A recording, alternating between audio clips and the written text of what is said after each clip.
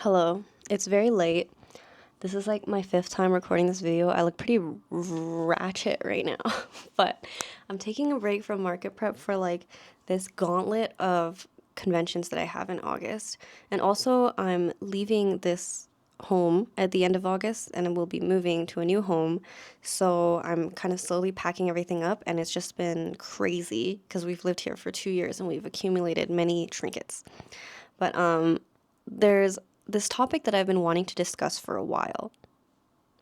It is gatekeeping in your business and why it is important to do it sometimes. Now, I want to preface that I am mostly in the crochet community, and it's a little bit different there than in like Artist Alley, digital art, that kind of thing. But I thought it might be good to kind of talk about it for people that don't know, since I do kind of tread the line in between these two spaces. What gatekeeping basically is withholding information, or it's used more so in the context of like accusing somebody of gatekeeping, where they're saying like, hey, quit gatekeeping this information, i.e. withholding this information that you could be sharing with the community. I don't know if that makes sense. Also, please, I'm just a squirrel in my room taking a break from market prep and talking about stuff. So this ain't so serious, okay? Just like this isn't very formal. I did take a little bit of notes because I realized if I don't, I just talk about the same thing 20 times in a circle. So it is what it is. Treat it like a podcast, I guess. But that's what gatekeeping is. Now, a big thing in the crochet community is people are pretty big about making sure that you don't gatekeep. And what I mean by that is mostly regarding patterns. So for people who don't crochet, a pattern is something that you use to replicate somebody's crochet design. For example, if I sell a pattern on how to make a sunflower, it would say what types of yarn you need, what kind of hooks you need, any other tools that you might need, like a hot glue or floral craft wire or whatever, and then what kind of stitches you need to know, what order to do them in, and how to do those stitches in order to replicate exactly what I've made. So basically, it's an instructions on how to make my design. And there's kind of two types of business models, I would say, in the crochet world. One of them is to make your products and sell them at a market. Now, for these people, a lot of them will take patterns from online, either if they're free patterns or patterns that you can pay for on Etsy or Shopify or whatever. You can take those, buy them, and then recreate those designs to sell at markets. Very acceptable, very normal. I can see how in like digital art that would be crazy because you would never like trace somebody's art, recolor it, and then sell that. But in crochet, it's pretty normal. And then the other business model is basically to come up with a whole bunch of new designs and then you sell those designs as PDFs or whatever on Etsy, Shopify, whatever. And it's great because it's like passive income and you make it once and then you just get money from it forever, basically. And you don't have to actually produce so much product. You're just making designs from and like writing them down and selling that. So usually for most people, that second method of just selling patterns is the most optimal way of making money because it technically takes less effort and more creativity, if that's one way to look at it. So yeah, I have chosen to go with the first model where I am just selling my products. And again, a lot of people do a mixed model thing. Like these are not assigned models. I just like, those are my two categories that I'm making up. They're made up, right? Some people will sell patterns or sell designs that they've purchased from other crocheters, as well as make their own designs and then sell their own patterns. Because the best way to figure out how to write these patterns is to start using other people's patterns and seeing what that looks like and how that goes. Now, there's a couple problems that come with these models. This is where I start to talk about too many things at once and I get all like all over the place. But briefly, I mean, look, it's pretty obvious that the problem with the first model where you're selling your products is that it's very difficult to keep up with stock. That's the biggest problem for most people that do crochet, is keeping up with stock, because each item takes a long time, and although it can sell for more, the difference between this and something like digital art, I'm using digital art mostly as reference because that's the most common thing I see in Artist Alley. So that's my primary comparison when I try to compare my business to other businesses in the field that I'm working in now. That sounded so formal, but you know what I mean. It's important to analyze this kind of thing so that you can grow and like make your brand and your products better, maybe. I also might just be psychotic, but here we are. But anyway, so the problem with crochet products versus digital art is with digital art, you draw something and it takes a certain amount of time. But then when you sell it as prints or keychains or whatever, you can essentially find a manufacturer or a printer to make that product over and over and over again. So stock isn't so much of an issue compared to if you have to put in a lot of time to make each product and do that over and over and over again. So the rate limiting step is a little bit different between these two, and that's why most people don't do that first business model of making a lot of product unless you really like crochet. But the problem with the second model that I've noticed is that it kills originality. I'm like, okay, wait, I know, hold on. Let me let me explain. When people feel the need to spit out a lot of patterns, which they do because every time they come up with a new pattern, that's potential money in their pocket. So what happens is people are trying to make as many patterns as they can for unique original designs. But when you're going for quantity in that matter, it starts to reduce the quality of your goods, or in this case, your patterns and your designs. So what I've noticed, and again, this is just me, but I think a lot of you who crochet and go on Crochet Instagram a lot will see that a lot of people are selling very similar or the same designs because they're not really actually being original. They're just trying to be as fast as they can to come up with new designs. And that means that a lot of people who sell crochet and use these designs end up selling pretty much the same thing. So when you go to markets, and it's going to change depending on when you watch this video, but right now there's like a ton of bees. There's a ton of those what is it, the tiny mushroom things. There's a ton of jellyfish. There's a ton of little octopus things, those little round cats. It's a lot of designs that are just very similar across the board. So when you look at crochet booths across the board, even if it's in like different states or different countries, somehow it's like, how is everybody selling the same thing, you know? And this is where I start bringing in the benefits of gatekeeping and why I don't sell my patterns, because I go with business model one. Are you still with me? Okay, but again, my business model is that I sell my finished products, right? So as a businesswoman, it doesn't make sense for me to sell my finished patterns because that will create more supply for this product when you refer to supply and demand, okay? So for example, let me think of something. What's something I came up with recently? I have, okay, the amaryllis flower. That is a design that I came up with. I saw a picture of an amaryllis. I actually don't know if it was an amaryllis or not because it's not very accurate, but I saw this picture. From this photo, I created this design. Now I'm selling the finished product for this design. If I also sold the pattern for this design on Etsy or Shopify or whatever, it would result in more people creating this exact same product, and customers would have a choice of several different sources to purchase this completed product. Now, on the one hand, people will say, okay, but you're making more money from the pattern anyway. And also, you can just write something in there that says, hey, don't sell this product. This is only for personal use. And let me tell you, from experience, that doesn't work. You can write whatever you want in that pattern, but once people start buying it, they start posting it, and this is really bad, but they start posting it in these Facebook groups and these Discord channels where people will post all the patterns that they've purchased, and then they just share all of their patterns, and it's all free, and it sucks because the original creator is not making any money from it. There's a lot of digital, like, PDF theft. I don't really know what to call it, but it's like, I don't know why people don't talk about it more. I don't know if there's just not a lot of like crochet YouTubers or something, but it's like a huge deal because there's so many people in these groups, like thousands, if not like 10,000s. I found them on like Facebook. I've seen people post about it on Instagram and stuff. So that's like really bad. But I don't see a lot of like discussion about it. I don't know why. But yeah.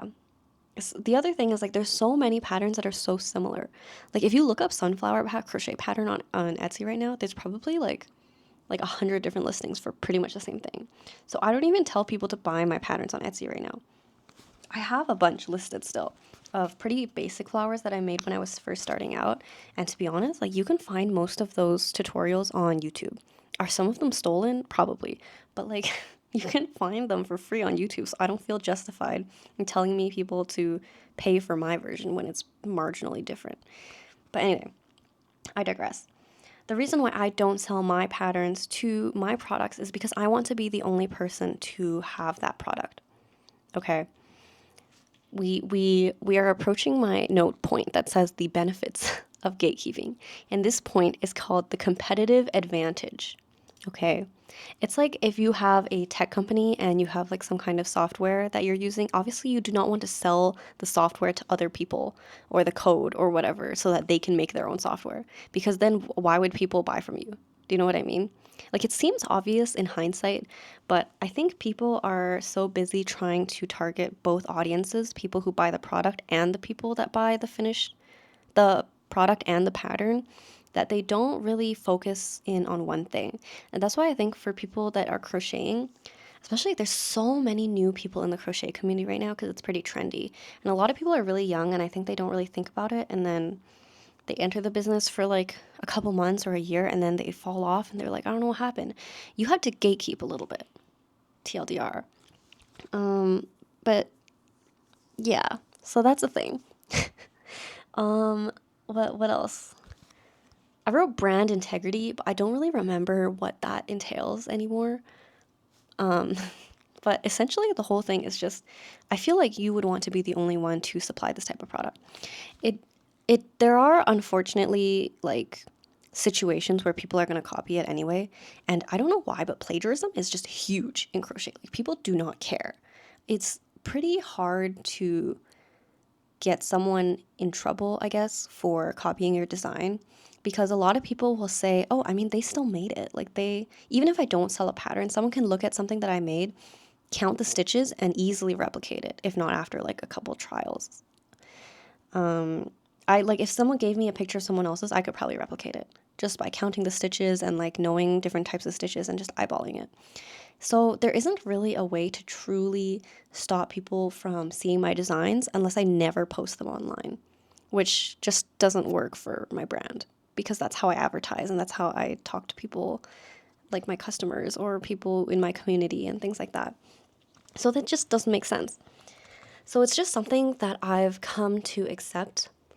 There's even, like for example, a year ago-ish, in 2023, July, I created a dragonfly crochet pattern and it's really cute. I was inspired to make it from the show Nanalon. If you're Canadian, it's not on American Kids TV, I think.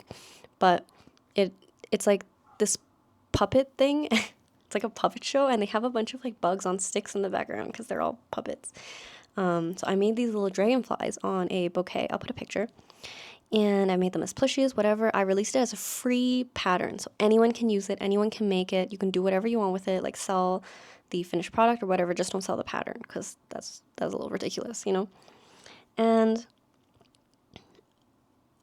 someone sent me a link from Temu the other day. And they were selling dragonflies. And it was pretty much exactly my pattern as far as I could tell.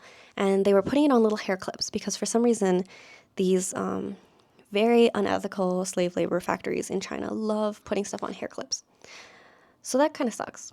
But it's kind of pushed me to realize that like no matter whatever design I come up with is probably going to get stolen at some point somehow. And I've seen it with some of my other original designs. Like recently, the Amaryllis, the Magnolia, and the Spider Lily are my 3 most recently made designs. They're not really original designs because they're flowers that exist in real life. So that's what I'm copying. But I think the thing is, I want to make clear that I am not saying that I own crochet flowers. They're not all, that's not what I'm gatekeeping, okay? I'm gatekeeping, wait, no. I was gonna say I'm gatekeeping like theft, but that doesn't really work. I'm just saying don't steal other people's, like, don't copy directly from other people's patterns, because that's not cool. That's not okay. Not cool. It's also not cool. But like, if I'm looking at a picture of an amaryllis, and you are looking at a picture of an amaryllis, it is extremely unlikely that we come up with a crochet design of this flower that is exactly the same. But if I'm looking at a picture of an amaryllis and I come up with a design, and you're looking at my crochet version of an amaryllis, it's very likely that you are going to come up with a pattern that's like extremely similar, if not the same. Because you're no longer referencing the original thing, you're referencing my work. And that's not cool. You can reference my work, but if it comes out pretty much like 90% the same, that's not okay. And again, these are like my own, these are my lines. That 90% is not like a Google law or anything. That's just like in my brain. Like that seems like the amount where it would be not okay. That's the amount that I'm probably even lower than that. I'm uncomfortable with it. But like, what can I do? You know, it's the internet. So at this point, I've accepted it. But yeah, even like someone posted a spider lily pattern, and it's pretty much exactly the same as mine. And that one kind of bothered me because that pattern took me a really long time to get right. Because the spider lily is so big on the stem, whenever I wobbled it or like moved it, the top part would fall off. Like it was very not secure, and it took me a long time to figure out how to get that to work. And it kind of sucks that someone can just look at mine and then copy it. So don't do that. Again, I want to say I'm not like saying you can't make flowers. I'm just saying don't copy my or other people's designs exactly. Like go, try. I've made a video before on like the basics of how I come up with these patterns, and as in particular like flower patterns. Anyway, let's go down the list. Next point. This feels weird to be like casual about this and then have like a list, but anyway.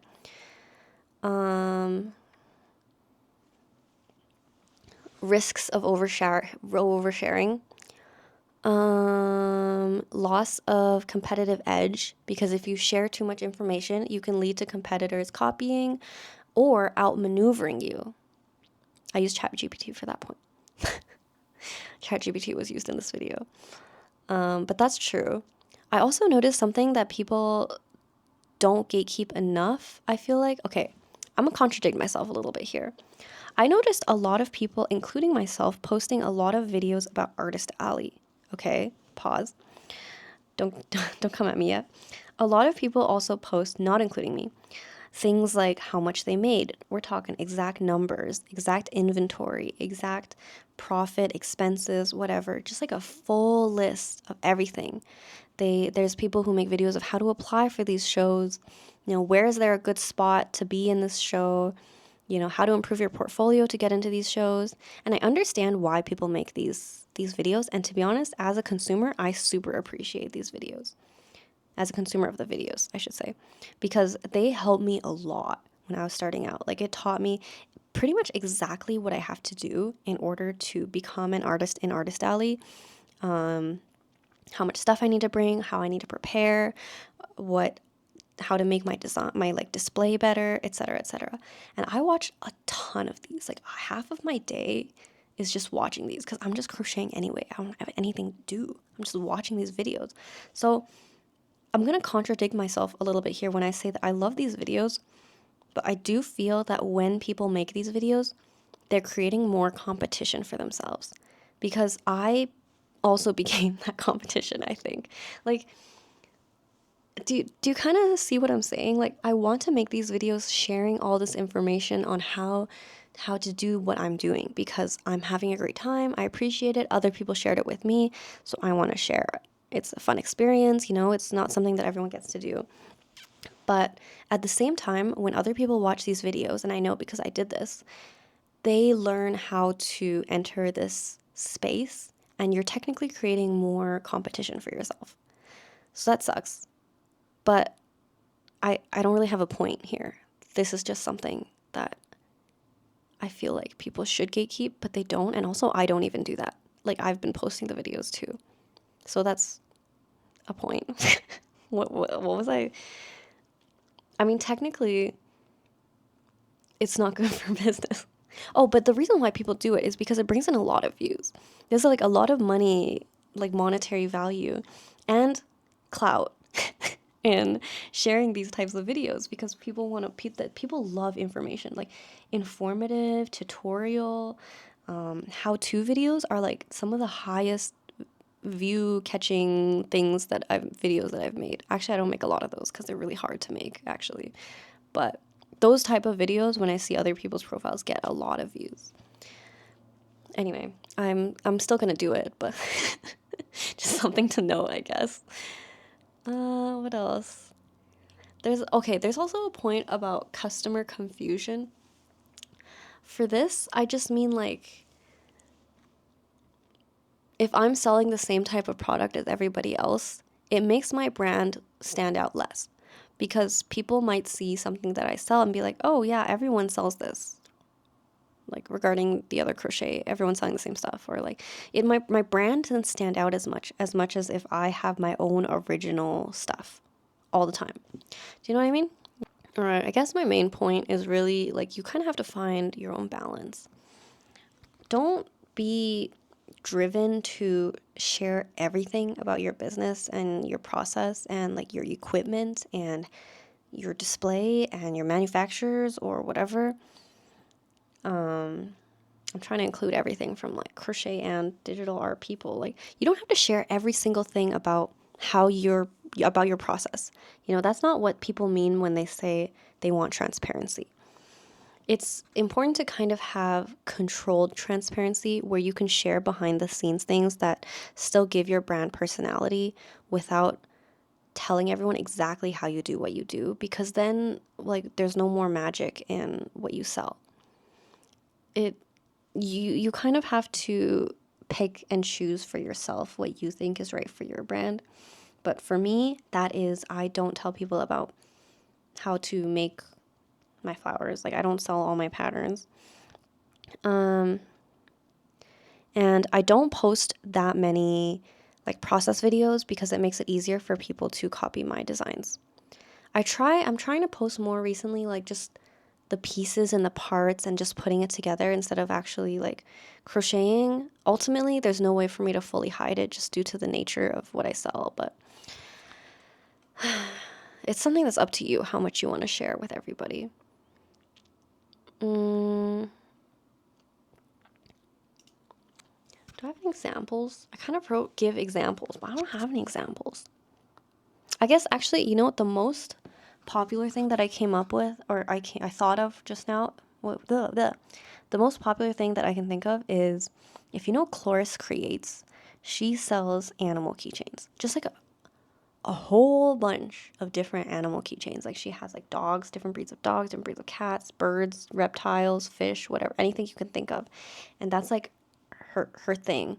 She just has animal keychains, and she has like every single animal. And now more and more I see people selling animal keychains.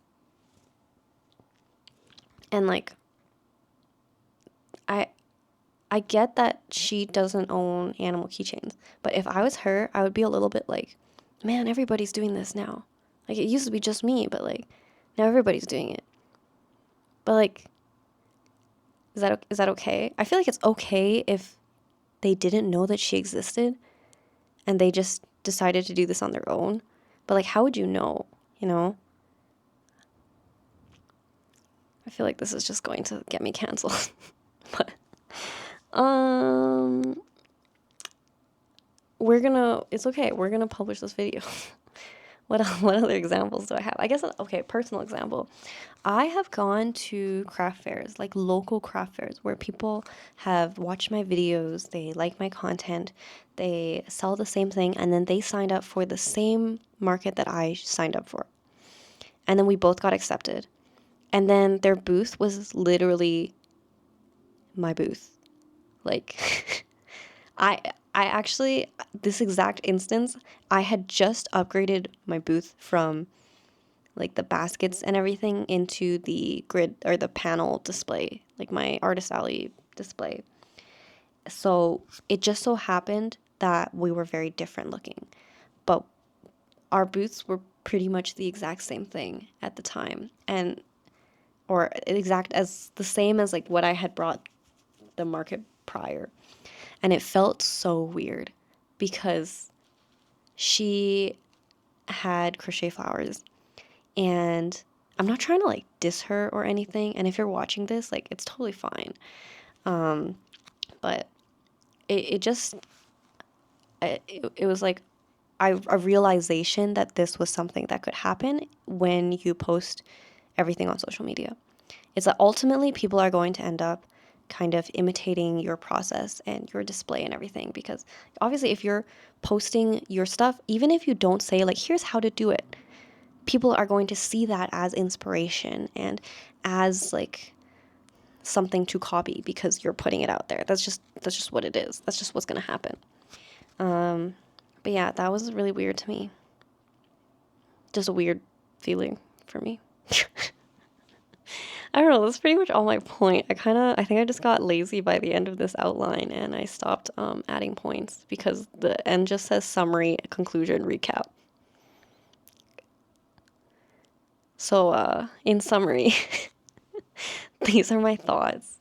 Please, like, don't take it too seriously. I just feel like we need to encourage more discussion, especially in the crochet community, because I don't know what is going on with us. Like, why is there so much plagiarism and like copycat patterns? Like, I've had to actually unfollow a lot of people that do crochet because people are always talking about, oh my god, you stole my pattern. Oh my god, you're copying my design. But like, their designs are so similar, and they're honestly similar to like 5 other people's, and it's like big, especially in plushies. It's like, maybe you don't have to come up with a new pattern every single month or week or whatever it is. Like, I don't know. I don't get it. I mean, I get it. People want money, so then they make patterns because it's more money. But yeah, I appreciate when people are original. I actually have another video, I think, talking about it, where I'm like, that's the thumbnail, and it says like, all crochet looks the same, question mark, or something. Is that clickbaity? That's what it was. But yeah, this is just Tired Rambling. Thanks for joining me on Tired Rambling. Please leave your thoughts in the description below. I'd love to talk about it. I know you can't disagree with anything that I'm saying right now because it's a video and you're not here right now, but you can disagree below if you want. But yeah, that's it. Thanks. I'm going to have a lot of videos that are a lot more interesting coming up. I know I haven't had cons for like 2 months. I've been busy. Okay, look, I've been really busy. Okay? I just haven't, there's nothing to show for it. I mean, there's that, but there's nothing, there's no like interesting videos. I don't do a lot of market prep videos because I set up my camera and I can't put it in one place. I'm like all over the place doing stuff. So it never turns out right, or I'm like crocheting and then I slowly like start slouching out of frame or something. But anyway, leave a comment, subscribe if you want, leave a like if you liked it. If you are a crochet YouTuber, please make more videos about this. I don't know why people, I really think people should talk about this more. It's like kind of not okay sometimes. But yeah. Okay, bye, goodbye.